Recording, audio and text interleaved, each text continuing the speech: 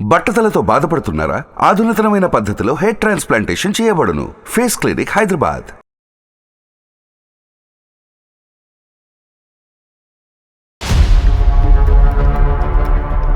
నేను చేసింది ఒక్కటే ఒక ఫోన్ కాల్ మేడం. నాకు సార్ నా లైఫ్ ని నాకు గిఫ్ట్ ఇచ్చారు. నిజంగా మేడం. మాట వరుస చెప్పడానికి కూడా అసలు బాలేదు మేడం. అర్థమవుతోందమ్మా.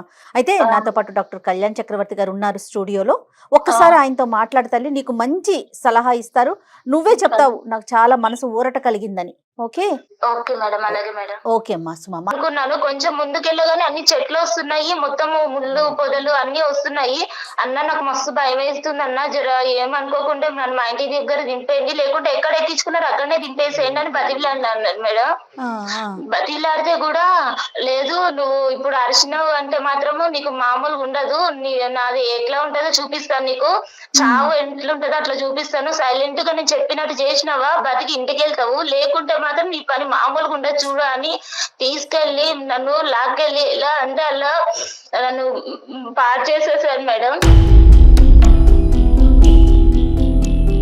చాలా అంటే చాలా ఘోరంగా మేడం. అసలు నాకైతే అన్న నీ ప్లీజ్ అన్న మీ కాలు పట్టుకుంటా అట్లా చేయకండి అన్న, నాకు అసలు నీకు ఎట్లా అనిపిస్తుంది, మీ చెల్లెల్లాగా అనిపించట్లేదు అంటే ఎవరివే నువ్వు నా చెల్లెలే ఎందుకైతేవే నువ్వేనా నా అమ్మగా పుట్టినవా అని అడిగిండు. నీ లొకేషన్ షేర్ చేయమ్మా, నీ అడ్రస్ కూడా షేర్ చేయి, మేము చేస్తాం ఏం చేయాలంటే. ఓకే షేర్ చేస్తాను సార్. ఇప్పుడు అది బెదిరించారు కదా వాడు, ఇప్పుడు ఇంటికి వచ్చి ఏం చేయాలి? ఏం చేయడమ్మా, వాడు ఏమి చేయడమ్మా. మేము తక్షణమే నీ చుట్టుపక్కల ఉండేటటువంటి వాళ్ళతో కూడా మేము మాట్లాడతాము, పోలీసులను కూడా అక్కడ దగ్గరలోకి పంపిస్తాము, మొత్తం నీకు కావాల్సిన రక్షణ అంతా కూడా మేము ఇస్తాం. Don't worry. వాడు ఎప్పుడైతే ఇప్పుడు డాక్టర్ గారు మాట్లాడారో అప్పుడే అతనికి అర్థమైంది, ఓహో ఈ అమ్మాయి ఎవరికో చెప్పేసింది అన్న విషయం అతనికి అర్థమైపోయే ఫోన్ పెట్టేశాడు. ఓకేనా, నువ్వేం భయపడకు తల్లి. కళ్యాణ్ గారు ఇప్పుడు నెక్స్ట్ ఏం చేద్దామండి? నో మన ఇమీడియట్ గా ఇప్పుడు అమ్మాయి ఫోన్ పెట్టేసింది, లొకేషన్ కూడా షేర్ చేసి ఉంటుంది అమ్మాయికి, అక్కడికి మన మనుషులను పంపించడం, ఈ లోపల మనం పోలీస్ కంప్లైంట్ ఇచ్చేసి పోలీసులను కూడా తీసుకుని మనం కూడా ప్రత్యేకంగా అక్కడికి వెళ్దాం. రైట్ అండి. మీరు నమ్మరు మేడం, నేను ఆ వీక్ లో ఒక 3 days అయితే అన్నం తినలేదు మేడం. భర్తతో శారీరకంగా కలిసేటటువంటి క్రమంలో కూడా వాడి ఆలోచనలే వస్తూ ఉంటాయి, వాడి ఆలోచనలు తప్పుగా వస్తున్నాయి, ఇంకో విధంగా వస్తున్నాయి అనేటటువంటిది పక్కన ఉండేటటువంటి భర్తకు చెప్పుకోలేరు. ఏమనిపిస్తుంది మేడం, మనము మన భార్య ఇప్పుడు అదంటే ఇక తలుచుకుంటేనే నాకు చెప్పనీకి లేదు.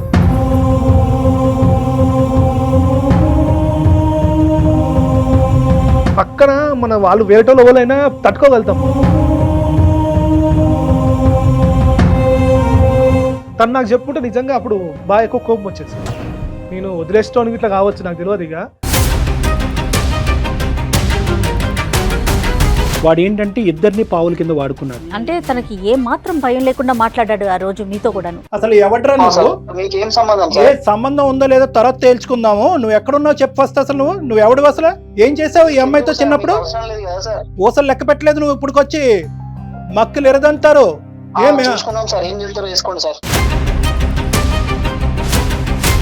అంటే నేను వాస్తవానికి నిజంగా ఏమనుకున్నానంటే ఇది చాలా కష్టసాధ్యమైనటువంటిదేమో, ఎందుకంటే 2 సంవత్సరాల పాటు జరిగినటువంటి ప్రయాణం చాలా సాఫీగా జరిగినటువంటి ప్రయాణం ఈరోజు నా నోటి ద్వారా ఒక వినకూడదు ఏమన్నా అతనికి వినిపించడం వల్ల వాళ్ళిద్దరి మధ్యన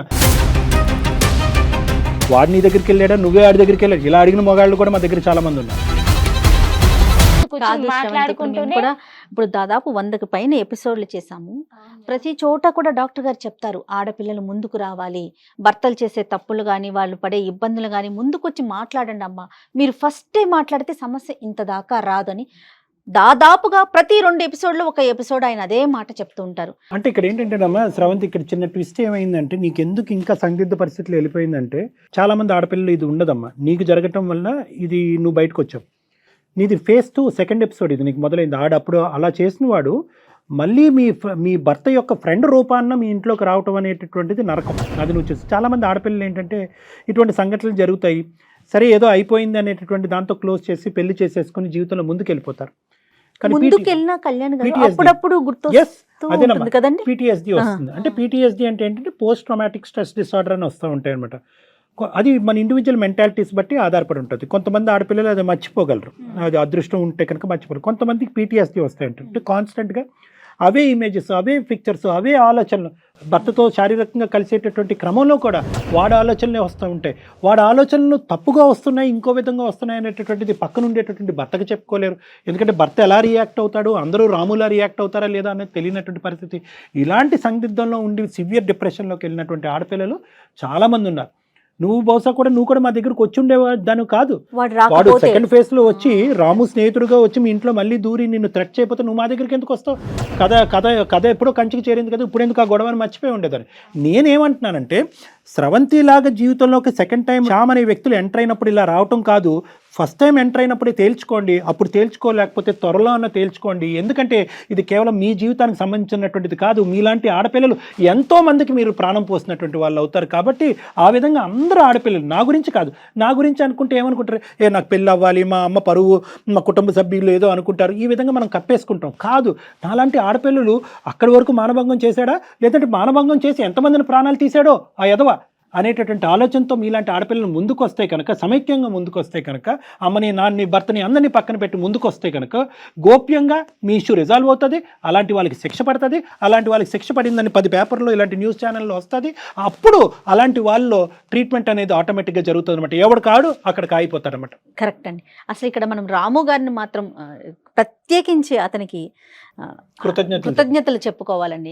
రాము గారు, అసలు మీకు అంటే ఎప్పుడు తెలిసింది, మీ రియాక్షన్ అసలు ఏ విధంగా ఉందండి? అంటే నాకంటే నేను జాబ్ చేస్తున్నాను, చేసేటప్పుడు సడన్ గా ఫోన్ వచ్చింది. ఎవరో ఫోన్ అని లేపితే నేను సుమన్ టీవీ నుంచి అన్నారు. సుమన్ టీవీ నుంచి నాకెందుకు ఫోన్ చేస్తారు మీరంటే, ఇట్లా సారు కలవమన్నారు, డాక్టర్ గారు కలవమన్నారు. మీరంటే నాకు అర్థం కాలేదు, నన్ను ఎందుకు కలవమంటారు, అసలు నాతో వాళ్ళకేం పని అంటే, ఒకసారి వచ్చి కలవండి మీతో పని ఉందంటే సర్లే అని వెళ్ళాను. సార్ దగ్గరికి వెళ్ళిన తర్వాత కూర్చోమన్నారు. కూర్చోమని నేను ఒకటి చెప్తా, కంగారు పడకు అని.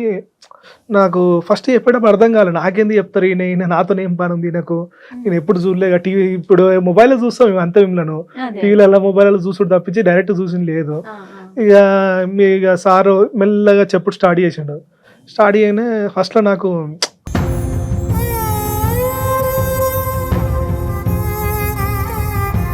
ఏమనిపిస్తుంది మేడం, మనము మన భార్య ఇప్పుడు అదంటే ఇక తలుచుకుంటేనే నాకు చెప్పనీకి లేదు.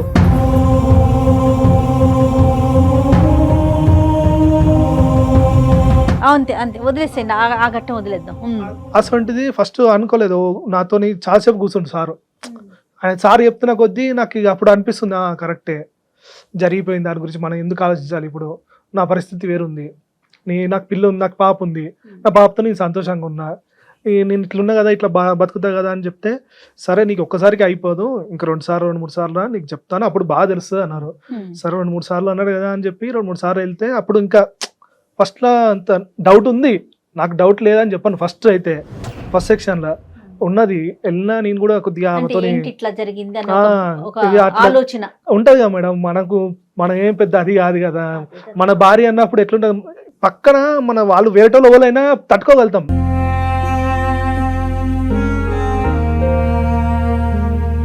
సొంత భార్య అనేసరికి తట్టుకోలేం. కరెక్ట్. దాని గురించి నేను ఆలోచించకుండా తనతో కూడా మాట్లాడలే.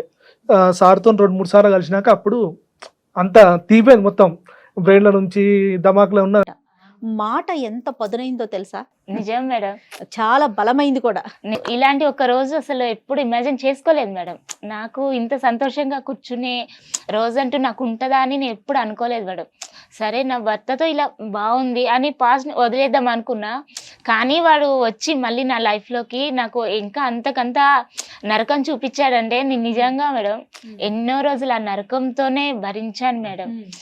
కానీ సార్కి చేసిన ఒక్క ఫోన్ కాల్ నా లైఫ్ ని ఇంత మార్చేసిందని నేను అనుకోలేదు. కానీ సార్ నాకు మేము 10th బ్యాచ్ అంతా కలిసినప్పుడు అందరు పొజిషన్ ఎట్లున్నాయని చూస్తే వాడి పొజిషన్ అప్పటి నుంచి అట్నే ఉన్నాడు. 10th తర్వాత ఫెయిల్ అయ్యిండు, అదే ఆట పట్టుకుని నడుపుతుండు, అట్టే జీవనం జాయిస్తుండు వాడు. అరేరా ఇప్పుడు మేమందరం చూడు నీకు బట్టలు కూడా మంచిగా ఉన్నాయి అన్నది అని బాగాలేదని చెప్పి నేను నన్ను తీసుకుపోతా, నాకు తెలిసిన ఒక కంపెనీ ఉంది, కంపెనీలో పెట్టిస్తా అని చెప్పి నా ఇంటికి తీసుకొచ్చిన. తీసుకొచ్చిన తర్వాత చెల్లెమ్మన్నాడు. నాకు అర్థం కాలేదు సార్. ఇంకోటి కూడా వాడు వచ్చిన తర్వాత నాకు లెటర్స్ వచ్చినాయి, నాకు ఇంకా అప్పటికి ఇంకా అర్థం కాలేదు. కరెక్ట్ అండి. వాడు అంత ముందుకు నాకు ఈ జరిగిన ఇంత పెళ్ళి అయి నాకు పిల్లలు పుట్టిన ఇప్పుడు ఏం రాలేదు, వాడు వచ్చిన తర్వాత లెటర్స్ వచ్చినాయి కూడా. అప్పటికి కూడా నాకేం అర్థం కాలేదు. నేను కూడా మళ్ళీ వెళ్ళి ఆడికే చెప్పిన, నేను అరే ఎందుకంటే వాడు వాడి సలహా తీసుకున్నావు వాడి దగ్గర తీసుకున్నాం. మళ్ళీ ఇక నేను వాడి దగ్గర అడిగితే వాడు వాడేమో మళ్ళా నెగిటివ్ ఒక నెక్కిచ్చిండు నాకు. అప్పటికి కూడా అర్థం కాలేదు వీడు చెప్తుంది కరెక్టే అని నేను అనుకున్నా.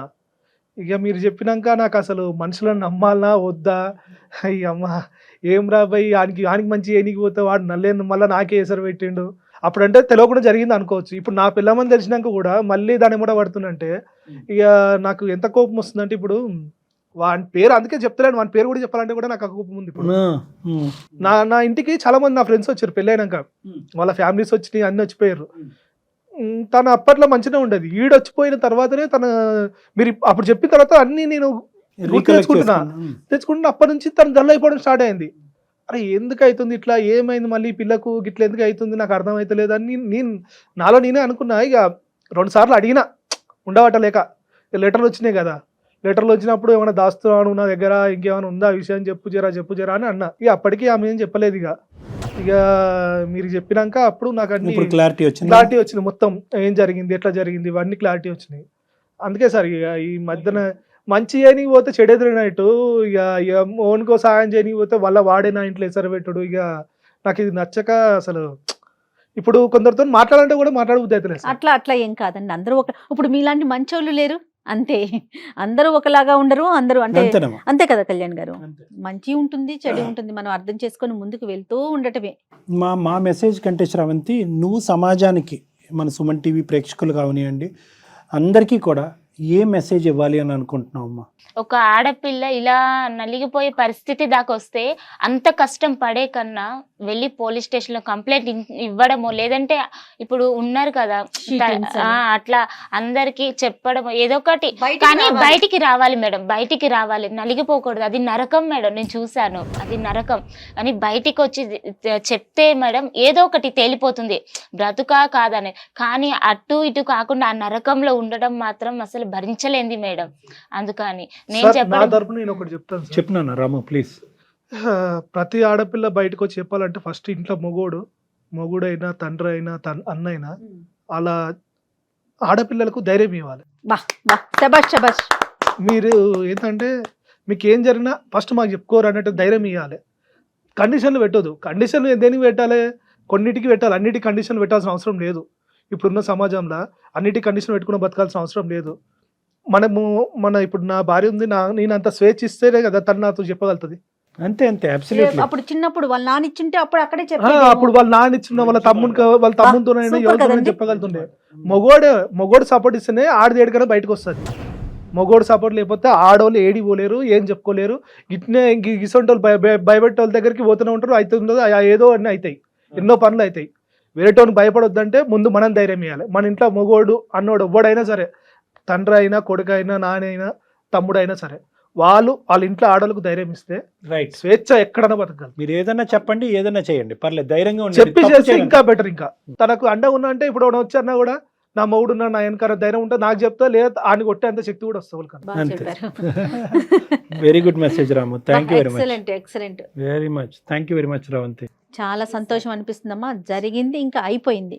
ఇప్పుడు కూడా మీరు సమాజానికి తెలియాలి, మిమ్మల్ని చూసి ధైర్యం రావాలనే ఉద్దేశంతోనే మీ ఇద్దరిని పిలవటం జరిగింది. చక్కగా జరిగింది, ఏదో జరిగింది, వదిలేసి సంతోషంగా ఉంటున్నారు. ఇంకా హ్యాపీగా ఉండండి. చాలా thank you madam. Thank you so much. నమస్తే అమ్మా. నమస్తే అండి రాము గారు. Thank you so much. నమస్తే. అత్యాధునికమైన టెక్నాలజీతో ఫెర్టిలిటీ ట్రీట్మెంట్ అందిస్తోంది మెడిసి IVF.